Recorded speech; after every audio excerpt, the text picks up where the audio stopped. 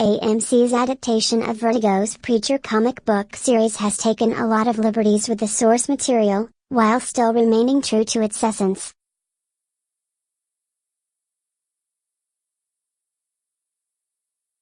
On the page, writer Garth Ennis and artist Steve Dillon took aim at theology, sexuality, the occult, and the high cost of immortality, among many other things.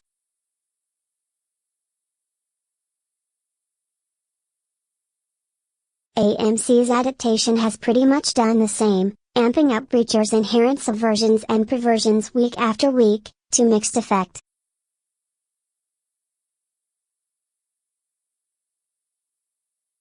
In this season alone we've been introduced to incremental soul transactions, edible hemorrhoids, and a deadly drone strike on Harry Connick Jr.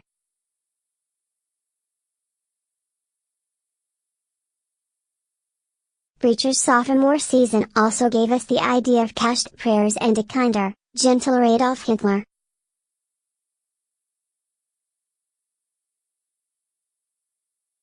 That our main characters are fleshed out by crackerjack actors certainly helps, even if sometimes this season's writing hasn't always done their talent justice, like with Ruth, Negga and Tulip's PTSD.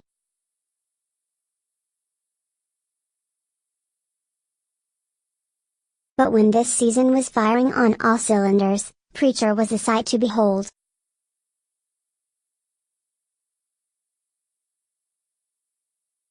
The end of the road, which brings this season to its messy, violent conclusion, ties up some loose ends even as it leaves others dangling.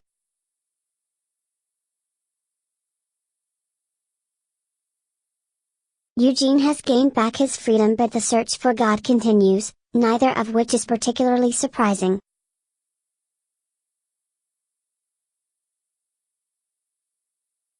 What happens to Denis and Tulip, however, is unexpected, but more on them in a bit.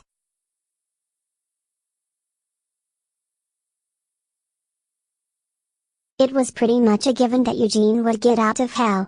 The show reminded us time and again that he didn't belong with the worst of the worst.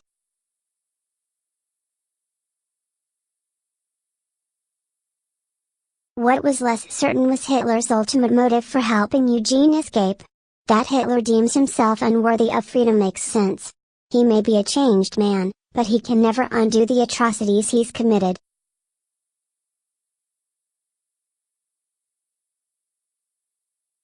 Sacrificing himself to save Eugene is his one good deed. And from a viewer standpoint, this is fine. Against all odds, and contrary to notions of propriety, Preacher manages to transform Hitler into a tragic, vulnerable character.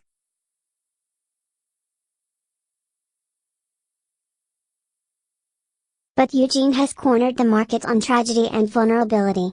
Why else would he insist that one of history's biggest monsters is worthy of redemption? Of course, once Hitler reverts to his old ways, it's easy to wonder if staying in hell was what he needed to remain good.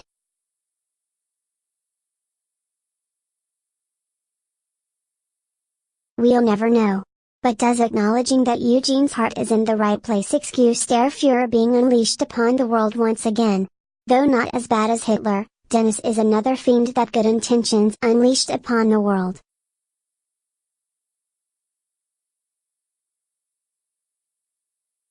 Of the two, one could argue that perhaps the wrong monster met his demise in this episode.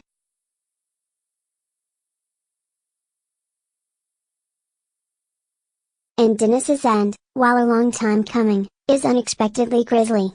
Cassidy's relationship with his estranged son has made for some compelling drama, due in no small part to Joseph Gilgun.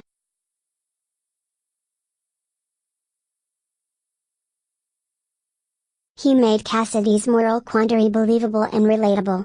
Indeed, Cassidy probably had the fullest character arc of anyone this season. Not only was he grappling with fatherhood, he's struggled mightily with a growing bloodlust.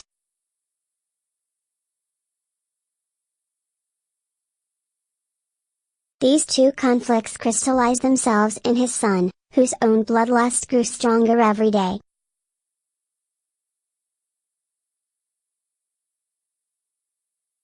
Had Cassidy been more actively involved in his son's life, Would Denis have become a different kind of vampire? Would he have been more in control of his darker urges? Again, like Hitler, we'll never know the kind of person, or vampire, Denis might have been.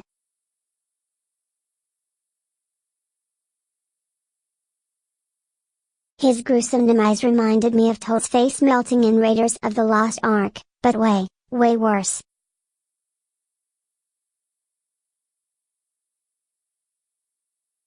Last week's underwater model work wasn't the best, but the simulation scene on the balcony is fantastic.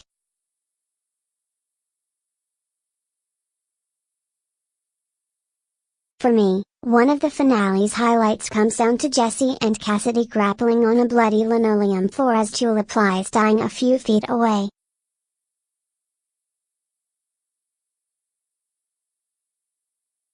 Just last week, in On Your Knees, we saw three friends reunited in a quiet little diner scene, engaged in witty repartee.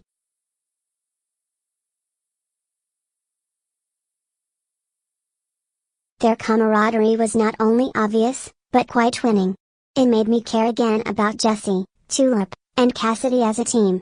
So to see Jesse and Cassidy literally at each other's throats is a pretty stunning 180.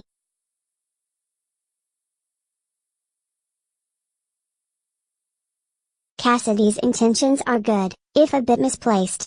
He and Tulip are friends, yes, but he wants so much more from her than friendship.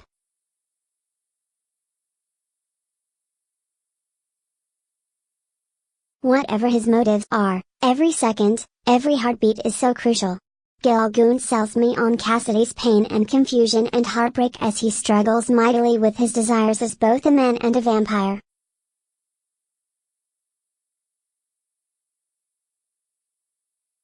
At the end of the day, he and Jesse Custer aren't friends, they're rivals. Luckily, Preacher still has one trick up its sleeve.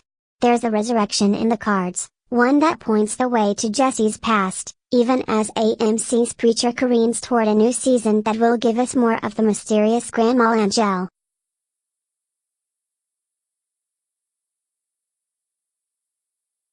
The Grail may be abandoned for now, but in possessing a piece of Jesse's soul, it's the bulbous one-eyed who ultimately holds all the cards.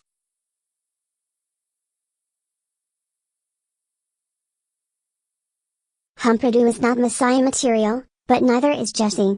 Dressing him in an 11th century fencing cloak is akin to putting lipstick on a pig.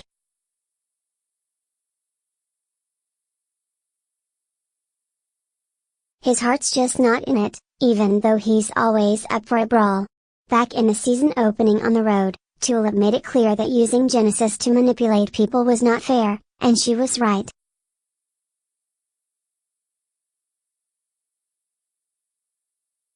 Jesse's brawl with the Armenians is both inventive and satisfying. Eugene doesn't know about Anvil's fate. How is he going to react when he finds out that his father, along with the rest of the town, has been wiped from the map? More importantly, what's going to happen if and when he comes face to face with the man who banished him to hell? One would think if he could forgive Hitler, Eugene could forgive Jesse, too.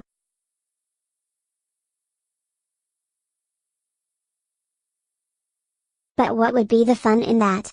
Leon Fondusang is a nod to the comic's actual New Orleans storyline about a gothic vampire cult.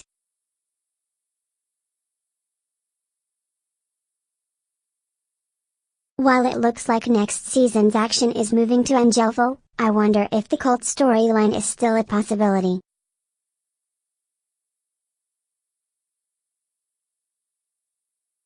In some ways, while there have been many nods to the source material, there's a lot that can be mined from the comic.